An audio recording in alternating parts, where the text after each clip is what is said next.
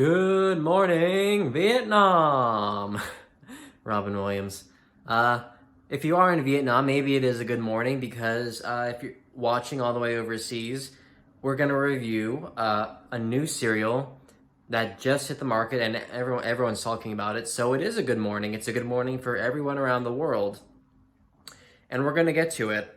First, a few updates. If you haven't already, please sign the petition to let Wacky Tobacco relinquish my property, my video file for the much coveted Tricks 2 Trolls review from last year. This is like the holy grail of cereal reviews. I worked very hard on it, and I think it would have been nominated for a lot of awards, maybe some cereal awards or web awards if it had gotten out there, but the day might still come. The sun may yet shine on our faces, but you have to sign this petition, and I'm gonna recopy that below. Maybe I can figure out a way to have it flash up on the screen so you can just go right there and sign it. The numbers are good so far, very impressive in just such a short amount of time, but they could be better. And I think Wacky T is scared. He is probably shaking in, I don't know if he wears shoes, his socks. He's probably shaking in his socks. And I think it's only a matter of time until he looks within himself and does the right thing. Second update is, I know a lot of people have been asking about the leprechaun trap. The one we set up for our little Irish friend last full review. Results haven't been quite as desired. I had to throw away the box because we caught something. It wasn't a leprechaun. It was more of a mouse. It turns out mice, God love them. They love Lucky Charms just as much as we do. Maybe even more because there's been quite a few of them. So we still have a trap. It's kind of a different trap now, but let me show you. So as you can see, whereas once was a delightful little leprechaun trap, we now have a mouse trap. So we're still in the trapping business, still using some Lucky Charms as bait. They really seemed to respond to that when I left it out in the open for them. So I tried to see if any of the hardware stores had any like mouse-sized cereal bowls. They didn't quite. Otherwise, I think that really might have helped my chances for drawing them in. But, you know, time will tell. I know everyone was really excited about seeing the leprechaun. Maybe he'll still show up. You never know. But this is a world of mystery and the unexplained. So just don't give up hope yet. But maybe hope that we'll get these mice out because I'm not a fan. But we're not here to talk about mice. Maybe there's a mice connoisseur, but I'm the cereal connoisseur, so we're going to go to our review. So as you know, I am a cereal connoisseur, but one thing you might not have known is I'm also a coffee connoisseur. This is the good stuff right here. Black Gold, Texas coffee, Texas tea, oil, straight from the ground, in the form of beans, the coffee fruit. Until now, this was the only way to drink coffee. You know, it had to be poured. It had to be in a vessel of some kind, be it cup or mug. And, you know, as much as I like my morning fix of those sweet beans, it's really not catching up with the times. And as you know, the best of both worlds, as Hannah Montana would say, would be coffee in cereal. And, well, folks, I've got a surprise for you because someone, Mr. Duncan himself, went and did just that. So goodbye to this. This is Dunkin' Donuts cereal, and they came out with 2 flavors.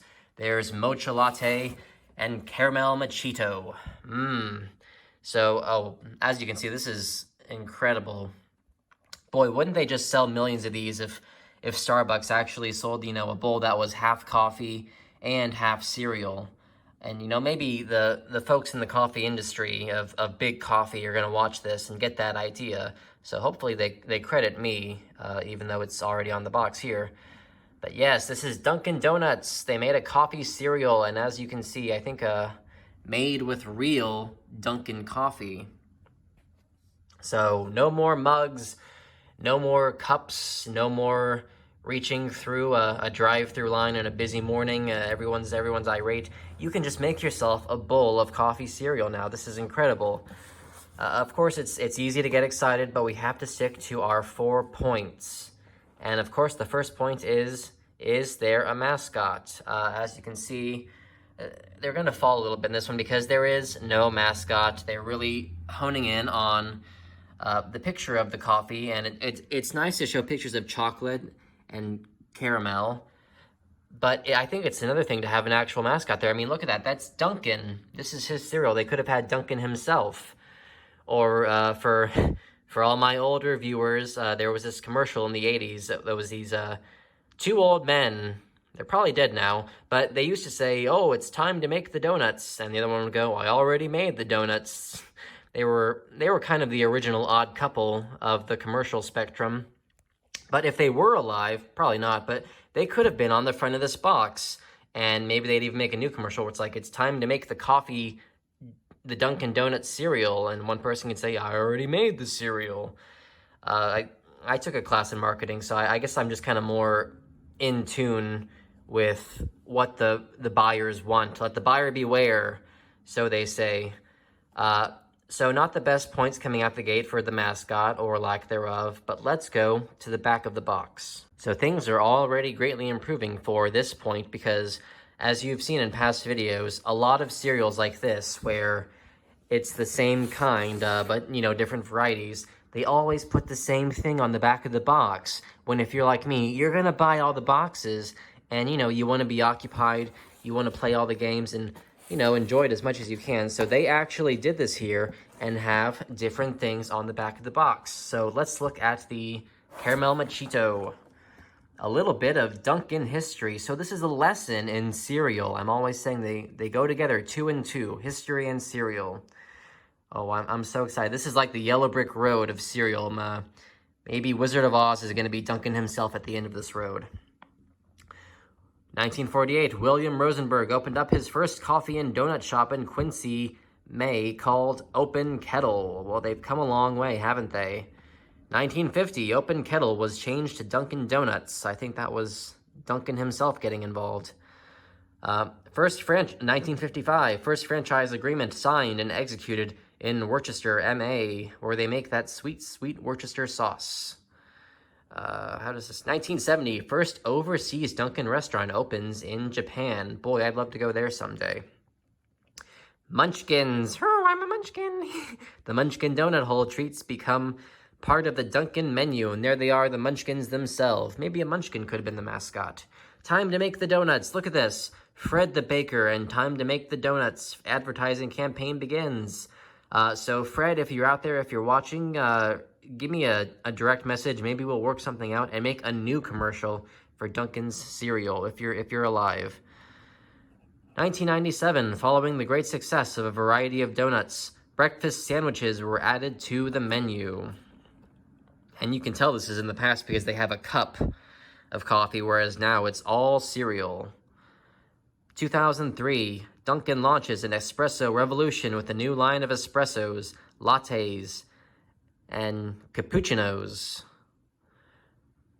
Let's see, 2006, that's when the movie Cars came out. Dunkin's most successful slogan to date is introduced. America runs on Dunkin'. Well, he's running away from America, so I'm not sure about. 2011, Dunkin' celebrates the opening of its 10,000th restaurant worldwide. I'd like to go to all of them if I can, but I've got my work to finish first. I have to review all this cereal first. Then I can retire and see all the Dunkins. 2015, Machito joins the Dunkin' Espresso beverage lineup, and in such a short time span of 6 years, it's already so popular, they put it on one of the cereals. 2019, Dunkin' Donuts is changed to just Dunkin'. Dinkin, there's a little abbreviation right there. And 2020, Dunkin' Caramel Machito and Mocha Latte cereals are launched. It was just last year, and what a year it was. A lot of sadness, but also, in instances like this, a lot of joy. So that was the Caramel Machito. Let's see what Mocha Latte has to offer. This is fun facts. So this is trivia. You have the history of Dunkin' Donuts, and now you have trivia. So maybe you could even make a board game out of this, like Trivial Pursuit, where instead of pieces, you play with Dunkin Cereal. And the more answers you get right, the more cereal you get. Let's see, Dunkin himself has been serving coffee for 70 years. Well, he's got to know all the secrets. Dunkin sells 2 billion donuts worldwide annually. Well, I think I'm going to get a donut this week, and that'll be 2,000,000,001, because I like him so much. National Espresso Day is November 23rd. Enjoy a Dunkin' Mocha Latte. November 23rd. Maybe this should be bigger than Thanksgiving, you know? I'd rather celebrate espresso than celebrate with family. Dunkin' has coffee experts taste 200 cups of coffee every day. Well, I hope they have 200 bathrooms at the ready. Am I right, people? There are approximately 12,800 Dunkin' locations worldwide. Well, I thought there were 10,000. 12,800. Okay, so they've expanded since 2011. That's good to know.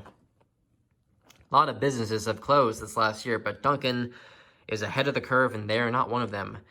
Caramel Machito, pronounced, well, that's not right, is brewed espresso, cold milk, and a swirl of caramel flavor. Mocha Latte, pronounced latte, see they got that one right, is brewed espresso, combined with cold milk and served over ice. That'd be interesting, though.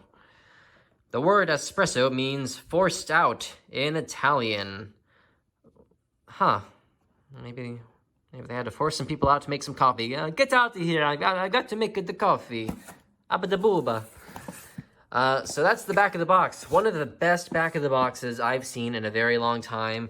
So not a mascot, but there is an incredible array of history and trivia that I think is going to have you or your family just guessing all morning, really bringing people together. So without further ado, let's get to the shape of the cereal.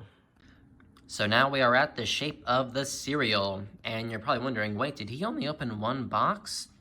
No, folks, this is both boxes. As it turns out, both flavors have the same shape and look, which they're going to lose a little points for because that can get very confusing. I don't really know. They maybe could have had caramel pieces or bits of chocolate to really differentiate the two. If you're like me and you're going to combine them in a bowl, you really want to know which one is bringing out these rich flavors. But I digress. Let's get to the shape. You have what looks like a standard Cocoa Puff, but it smells like coffee, so it probably tastes like coffee too. I just hope Sunny at Cocoa Puffs is okay with them really using this likeness to this degree. It's uncanny, so they would say. And then next is just a marshmallow, but it looks kind of like coffee. If you put coffee in a marshmallow, maybe that's been done. It's got that rich, smoky color of coffee and white, probably the cream, or maybe that's just the marshmallow. But this is basically what coffee will look like in the year 2050, little pods. So right now it's cereal, but in who knows how many decades, this is what coffee will be. So not the most impressive shapes, but boy, does it smell wonderful. It smells like coffee. Unfortunately, we don't have a category for the smell of the cereal. Maybe we can add one of those, but I feel like I'd have to take a vote because our current methods are just so tried and true that we don't want to go into unfamiliar territory just yet. But now it's time for the most important part, and that is the taste of the cereal. So for this, we're going to do something special. We're actually going to go to a little slice of heaven I call coffee. So here we are, folks. This is what I call Coffee Corner, a little slice of heaven located entirely in my kitchen. As I said, I'm a big coffee guy, so this is where I come to just get away from it all, make a nice cup of brew, and folks, whatever I say in Coffee Corner goes. So what we have here is a carafe of cold brew. This is what coffee used to be. Again, won't be having to do this anymore. It was a very tedious process. Coffee, I wonder what's in here. Multiple bags of coffee. No Dunkin' coffee. It's a little expensive, but... And then, of course, a coffee machine. You might have to ask your parents about this one, kids, because I know you all go to Starbucks and get it yourselves. You don't make coffee anymore, but I still do, but maybe not as much. So one thing I've always been thinking is they should use these machines to sell milk pods, so that way you can just put your cereal directly under there and it'll be filled with milk. I don't know about you, but I'm tired of opening that damn bottle and pouring it all the time. It's getting kind of old. But I wanted to do something really special for this review, so I loaded a little pod with actual coffee, and we're going to have coffee cereal with real coffee in it. This is going to be special.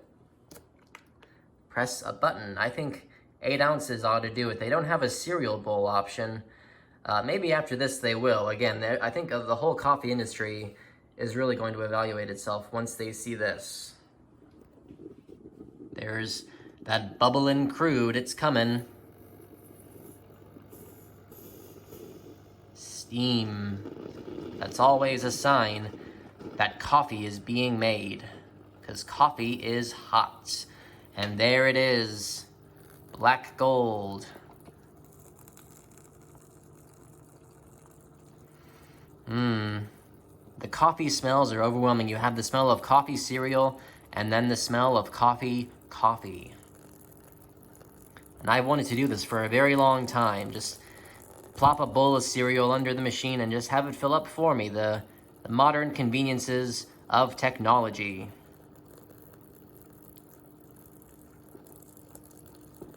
All right, it's starting to get pretty full. Maybe I should have done the 6 ounces. All right, hopefully it's going to be done soon.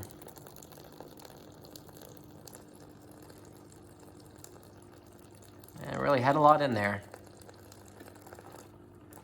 Okay, I'm going to see if I can maybe get a mug and swap it out. I guess we still need... Oh, it's finishing. Okay. Well, it's a good thing I have a straw, isn't that right, folks? That's a lot more coffee than I was expecting, but that's okay. Let's get to our taste test. Boy. All right, and now we're at the most important part of any cereal review, the taste of the cereal. I've got my hot bowl of coffee cereal. I don't usually have hot cereal, so this is a very big review episode. Boy, does that look good. It's a good thing I don't have to be anywhere, because I'm gonna be wired after this. It's melting. It's kind of gooping up a little and melting. It's probably normal. I mean, they want to blend the coffees together. So let's see. It's hot. I don't usually have to blow on cereal to cool it down, but it's good. Dunkin, you did it again.